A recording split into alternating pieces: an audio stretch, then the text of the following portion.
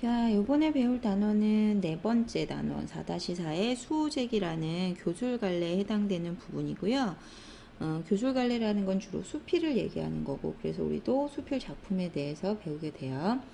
첫 번째 소단원 열기 보시면 신용목의 목수의 집 그림이라는, 원래 제목은 새 출발점에선 당신에게 라는 제목인데, 여기 나와 있는 이 내용을 보고 어떤 경험 깨달음이 나타나는지 한번 체크해 보는 건데요. 거기다 써보세요. 실제 경험을 바탕으로 쓰고 계시죠? 실제 경험, 실제 체험을 바탕으로 그림을 그리는 노인 목수의 모습을 보고, 실제 체험을 바탕으로 그림을 그리는 노인 목수의 모습을 보고, 추상적인 관념의 틀 속에서 문제의식 없이 살아온 자신의 삶의 태도가 잘못된 것이었음을 깨닫고 있다. 문제의식 없이 살아온 자신의 삶의 태도가 잘못된 것이었음을 깨닫고 있다. 정리하셨죠? 그래서 이것처럼 본인에게도 의미 있거나 깨달음 얻었던 경험이 있었는지 한번 떠올려 보라 라는 거니까 한번 생각해 보시고, 이제 본격적으로 수호제기라는 작품에 대해서 배울게요. 수필 작품 중에서도 많이 언급되는 작품이니까 잘 알아두시고요. 첫 번째 맨 위에 정리된 거 보시면 아시겠지만, 수호제라는, 보이죠? 이게 집 이름이에요. 수호제라는 집 이름을 통해서 얻은 깨달음을 서술한 고전 수필이 교술갈래거든요. 그래서 요거 본문 먼저 하고 그 다음에 교술갈래로서의 특징을 공부하도록 할게요. 갈래 먼저 정리합시다. 갈래. 첫 번째 갈래, 한문수필이자 고전수필이고요. 그 다음에 거기 수제기 할 때 이 기라는 말 보이죠? 이게 기록할 기자인데, 요게 한문학의 한 명칭이에요. 갈래 명칭. 그래서 한문수필 기라고 해요. 기라는 종류인 거지. 그래서 제목이 수호제기, 수호제랑 관련된 기록, 이런 의미예요. 이해되셨죠? 고전수필, 한문수필, 그리고 기라는 갈래다. 그 다음 성격, 반성적이고 회고적이고 교훈적. 반성적, 회고적, 그 다음 교훈적. 됐죠? 그 다음 제재. 수호제라는 집의 이름. 그 다음 주제. 참된 자아를 지키는 것의 중요성. 했죠? 특징 두 가지 쓸게요. 특징 첫 번째, 관념적인 나의 마음을 구체화해서 그것과 대화하는 방식으로,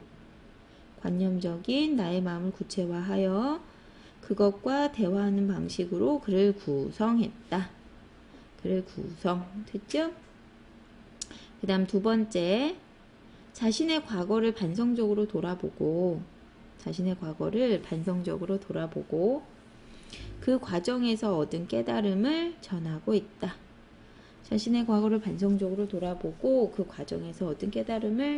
있다.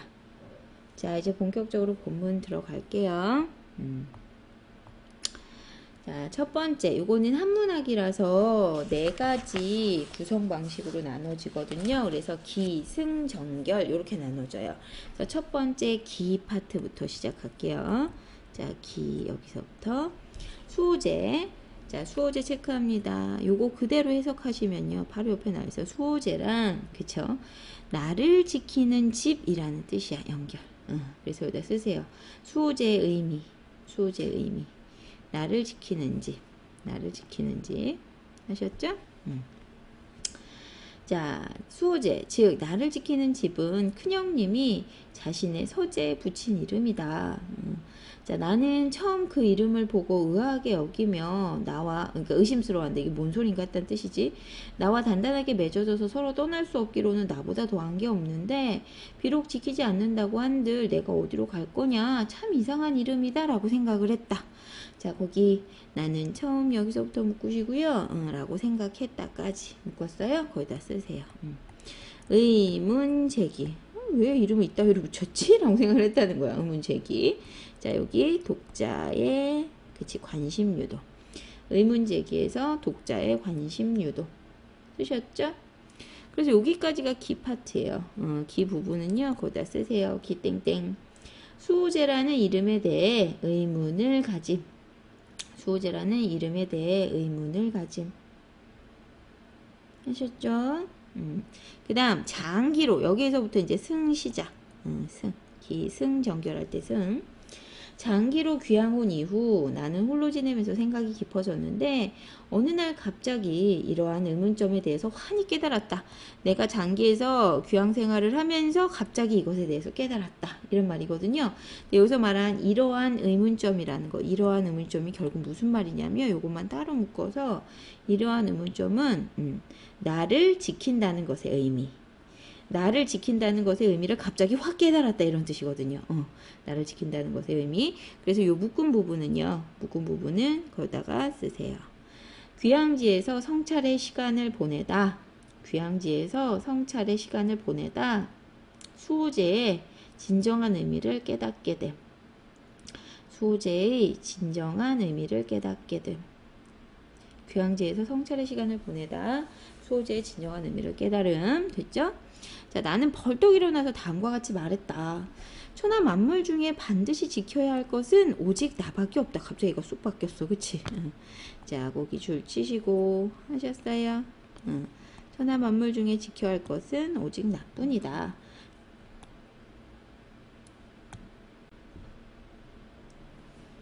자, 거기 줄 치시고 천하 만물 중에 지켜야 할 것은 오직 나뿐이다라는 게 이 저자의 궁극적인 그치 주장이죠. 그래서 거기다 주장 제시 쓰셨죠? 그 다음부터 묶으세요. 왜 이런 주장을 했느냐? 그 다음부터 자 묶어요. 내 밭을 지고 도망갈 사람이 있겠는가? 그러니 밭은 지킬 필요가 없다. 내 집을 지고 달아날 사람이 있겠느냐? 그러니 집도 지킬 필요가 없다. 내 동산에 꽃나무와 과실나무들을 뽑아갈 수는 있겠느냐? 나무 뿌리는 땅속 깊이 박혀있다. 내 책 훔쳐가서 없애버릴 수 있겠느냐? 자, 성현의 경전은 세상에 널리 퍼져 있어서 물과 불처럼 흔한데 누가 등이 다 없앨 수 있겠느냐? 그럴 수 없다는 얘기죠. 내 옷과 양식을 도둑질하여서 나를 궁색하게 만들 수 있겠느냐? 천하의 실이 모두 다 내 옷이 될 수도 있고 천하의 곡식이 모두 다 내 양식이 될 수도 있다.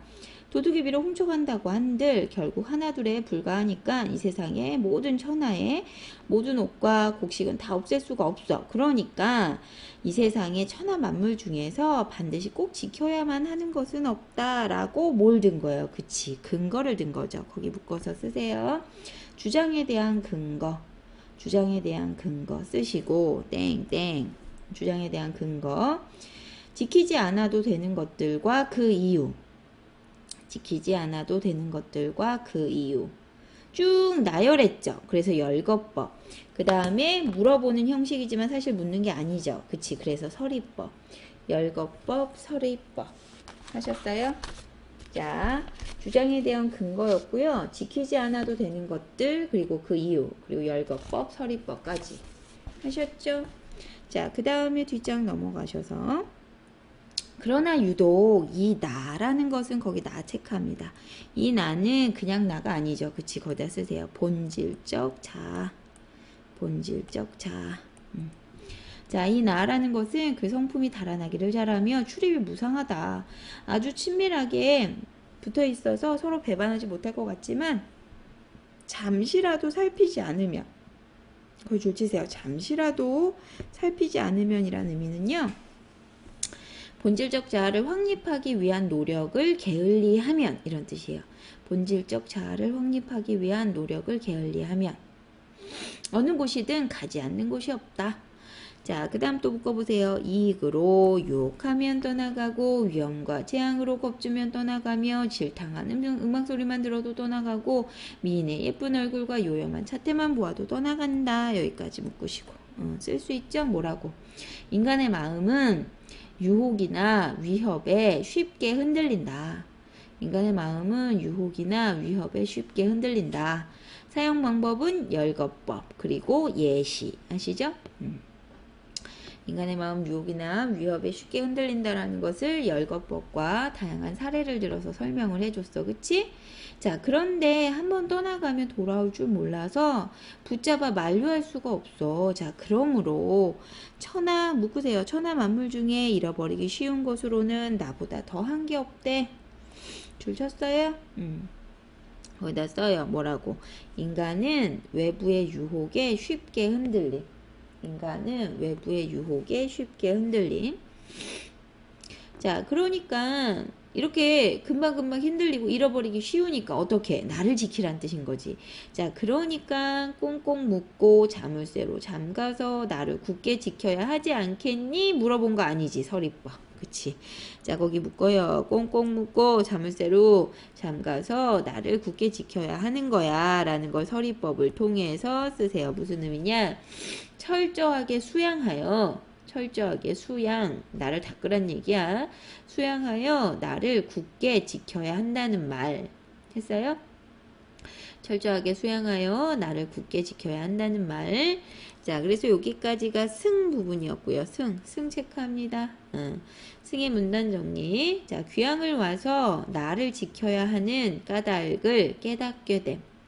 귀향 와서 나를 지켜야 하는 까닭을 깨닫게 됨. 됐죠? 그 다음에 거기 잠깐 지우고, 자, 나는 나를 허투루 간수했다가 나를 잃은 사람이다. 자, 여기서부터 전 시작입니다. 전 기승전결할 때 전 부분. 자, 나는, 여기에서의 나는 현상적 자. 현상적 자. 그리고 여기 따옴표로 들어간 나는 요 위에는 나랑 똑같이, 그치? 본질적 자. 두 개 구분하세요. 나는 나를 허투루 간수했다가 나를 잃어버렸다. 여기 드러나 있는 감정. 반성, 후회, 자책. 반성, 후회, 자책. 했어요? 그 다음부터 묶을게요. 어렸을 때는 여기서부터. 어렸을 때에는 과거 시험을 좋게 여겨서 그 공부에 빠져 있었던 것이 10년이다. 마침내 조정의 벼슬아치가 되어 사모관대의 비단, 도포를 입고 백주도로를 미친 듯이 바쁘게 돌아다니며 12년을 보냈다. 12년 동안 벼슬살이 했다. 이런 의미죠. 자, 거기까지 묶어서 쓰세요. 요게 뭐야? 요게 나를 잃어버렸던 시절이라고 표현하는 거지. 나를 잃어버렸던 시절. 내가 과거에 급제해서 조정의 벼슬아치로 보낸 그 시간이 나를 잃어버렸던 시간이라고 표현한 거야. 이해되셨죠? 나를 잃어버렸던 시절. 자, 그러다 갑자기 상황이 바뀌었다라는 건 귀향하게 됐죠. 귀향을 가게 된 거야. 친척을 버리고 고향을 떠나 한강을 건너고 문경세제를 넘어 아득한 바닷가 대나무 숲이 있는 곳. 이 사람이 실제 유배됐던 그곳이에요. 유배지 얘기하는 거고요. 이르러서야 멈추게 되었어요. 이때 나도 땀을 흘리고 숨을 몰아쉬며 허둥지둥 내 발뒤꿈치를 쫓아 함께 이곳에 오게 됐다. 자, 나는 나에게 말했다. 묶으시고 요거 뭐 하는 거야? 내가 내면에 나에게 말 걸었다는 뜻이죠. 그치? 그래서 자아성찰의 행동.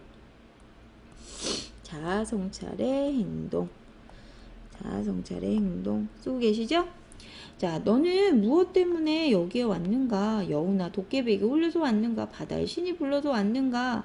너의 가족과 이웃이 손해에 있는데 어째서 그 본고장으로 돌아가지 않느냐? 나 스스로에게 질문한 거죠. 그쵸?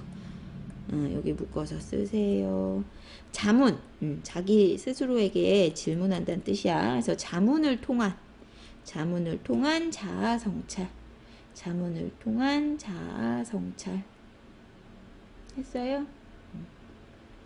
자문을 통한 자아성찰. 자, 그러나 나는, 여기 내면적 자, 그러나 나는 멍하니 꼼짝도 않고 돌아갈 줄은 몰라.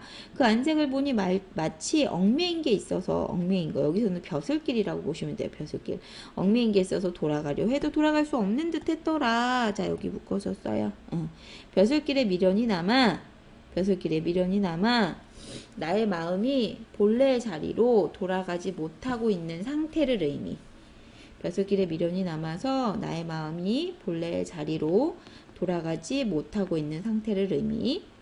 자, 그래서 나는 나를 붙잡아서 함께 머무르게 되었다. 자, 이 무렵 내 둘째 형님 또한 그 나를 잃고 남의 섬으로 가셨는데, 둘째 형님도 유배 갔거든요. 자, 역시 나를 붙잡아 그곳에서 함께 머무르게 되었다. 자, 여기까지 끊으시고 여기가 전 부분. 전 정리합니다. 나를 잃어버렸던. 여기에서의 나는 본질적 자. 나를 잃어버렸던 과거를 반성함. 나를 잃어버렸던 과거를 반성함. 자, 그리고 여기서부터 결 들어갑니다. 결. 했어요? 자, 유독 내 큰형님만이 나를 잃지 않고 편안하게 수호제에 단정하게 앉아 계신다. 큰형님만 유배가지 않았어. 자, 거기다 쓰세요. 큰형님만이 마음의 중심을 잡고 유혹에 휩쓸리지 않음으로써 본질적 자아를 지키고 계신다. 이런 의미예요. 쓰고 계시죠? 큰형님만이 마음의 중심을 잡고 유혹에 휩쓸리지 않음으로써 본질적 자아를 지키고 있다. 했니? 자, 본디부터 지키는 바가 있어서 나를 잃지 않으신 때문이 아니겠느냐. 이것이야말로 큰형님이 자신의 서재 이름을 수호라고 붙이신, 수호, 나를 지킨다, 붙이신 까닭일 것이다. 일찍이 큰형님께서 말씀하셨다. 뭐라고 하셨느냐. 짜잔. 아버지께서는 나의 자를 태연이라고 하셨다. 나는 홀로 나의 태연을 지키려고 서재 이름을 수호라고 하였다. 여기 묶으세요. 묶으셨어요. 거기다 쓰세요. 큰형님이 서재 이름을 수호라고 지은 이유. 큰형님이 서재 이름을 수호라고 지은 이유고요. 그 다음에 거기 태연이라는 말 있죠. 이 태연이 본질적 자아죠. 본질적 자아. 본질적 자아. 큰형님이 서재 이름 수호라고 지은 이유. 하면서 그 이름 지으신 뜻을 말씀하신 것이다. 자, 그러면서 맹자의 말을 인용합니다. 맹자께서 말씀하시기를 거기 묶으셔서, 그치, 맹자의 말 인용. 맹자의 말 인용.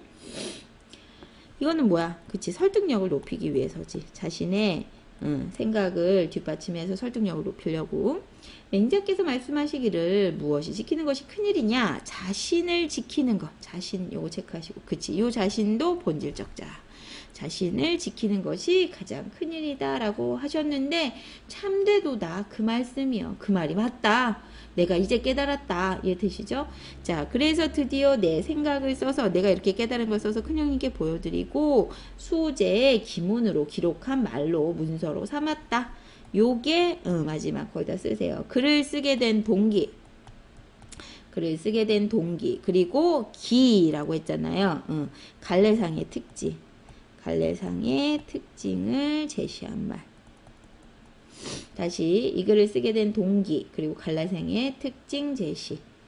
갈래상의 특징 제시. 여기까지 결 부분이었고요. 결 마지막 정리합니다.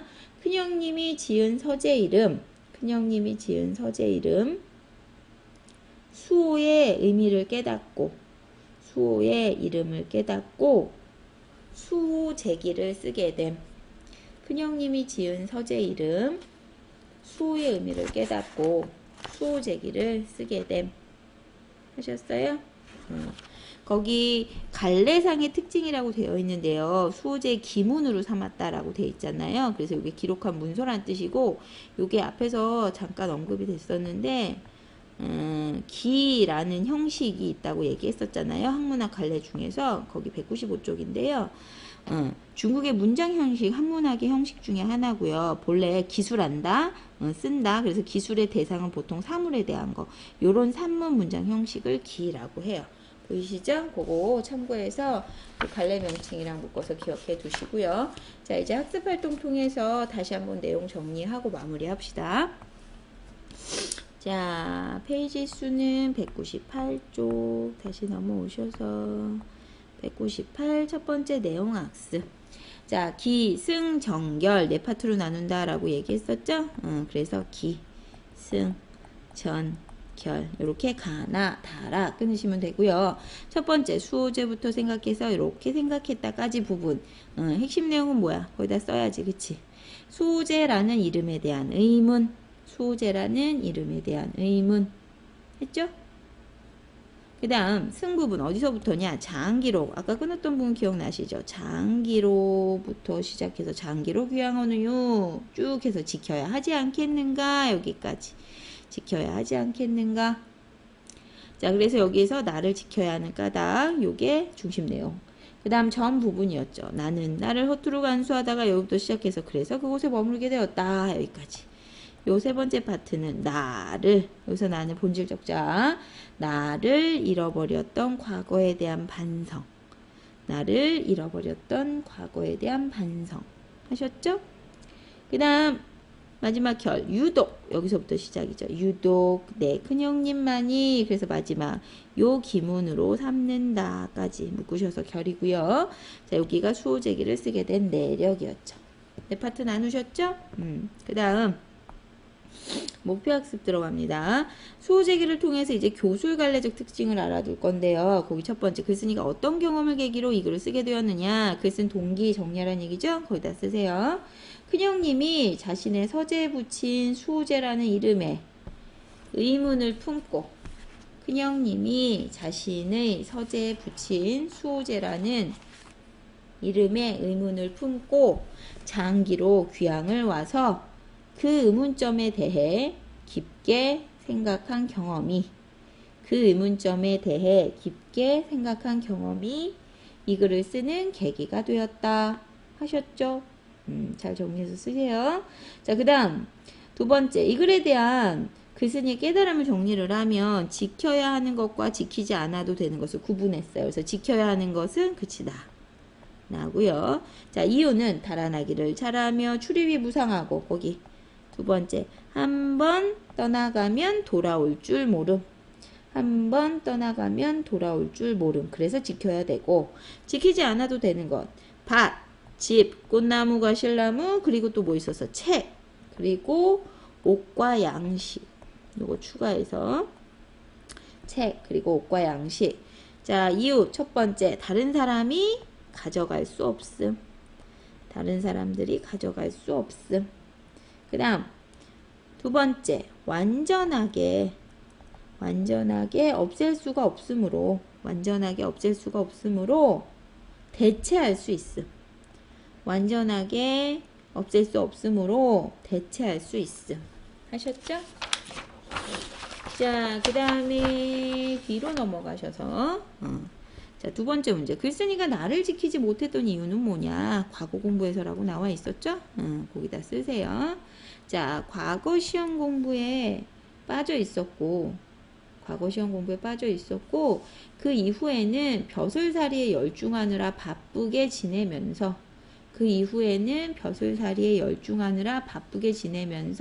자신을 돌보지 못했기 때문이다. 하셨죠? 자, 그래서 요 두 가지를 통해서 드러난 깨달음 뭐야? 주제 연결해서 쓰면 참된 나를 지키는 일이 가장 중요하다. 참된 나를 지키는 것이 가장 중요하다.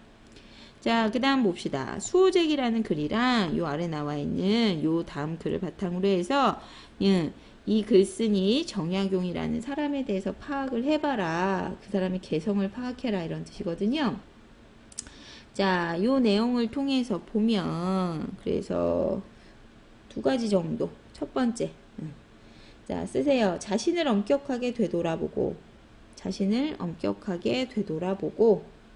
진지하게 고민할 줄 아는,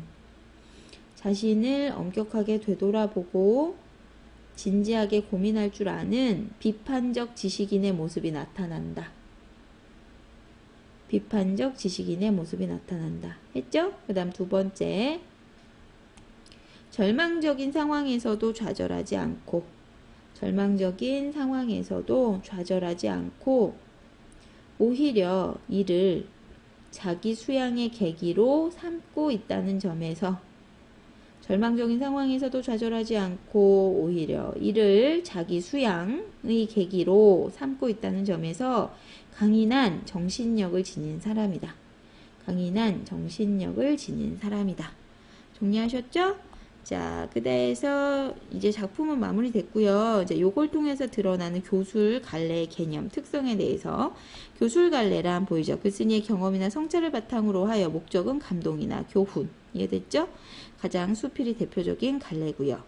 자, 다른 문학 갈래에 비해서 글의 형식이 자유롭고 그 다음에 글쓴이가 자신의 경험, 생각, 느낌들을 자유롭게 말하는 방식이고요.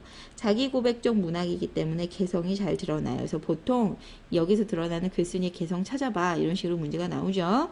그 다음 글쓴이의 경험, 깨달음, 인생관, 가치관, 개성 등이 주로 드러나기 때문에 구성 요소다. 정리하셨죠? 여기까지. 그 다음에 그 다음 페이지 보시면 여기도 마무리 정리할까요? 두 번째, 이 작품의 구성 요소들이 전체와 어떻게 연관이 되어 있는지를 살펴보는 건데요. 자, 글쓴이가 또 다른 자아인 나와 대화하는 형식을 활용을 했어요. 그쵸? 자, 그랬을 때 거기 요 내용을 바탕으로 정리를 해보면 왜 이런 방식을 선택했겠느냐. 이유는 두 가지. 첫 번째, 자, 대화, 가로하고 질문, 대화, 질문 쓰세요. 대화, 질문을 통해서 나의 생각이나 주관을 더 뚜렷하게 드러내기 위해서이다. 그렇죠? 나의 생각이나 주관을 더 뚜렷하게 드러내기 위해서이다. 그 다음 두 번째, 현재 자신의 상황을 객관화하여 살펴봄으로써 현재 자신의 상황을 객관화하여 살펴봄으로써 스스로에 대한 성찰이 더 철저하고 명료해질 수 있기 때문이다. 두 번째, 현재 자신의 상황을 객관화하여 살펴봄으로써 스스로에 대한 성찰이 더 철저하고 명료해질 수 있기 때문이다. 아셨죠? 그 다음 두 번째, 자, 글의 끝부분에서 인용된 맹자의 말이 어떤 역할을 하느냐 쓰세요. 성현인 맹자의 말을 인용해서 수호란 말 했죠? 수호의 중요성을 강조한 글쓴이의 주장에 대한 근거로 삼으며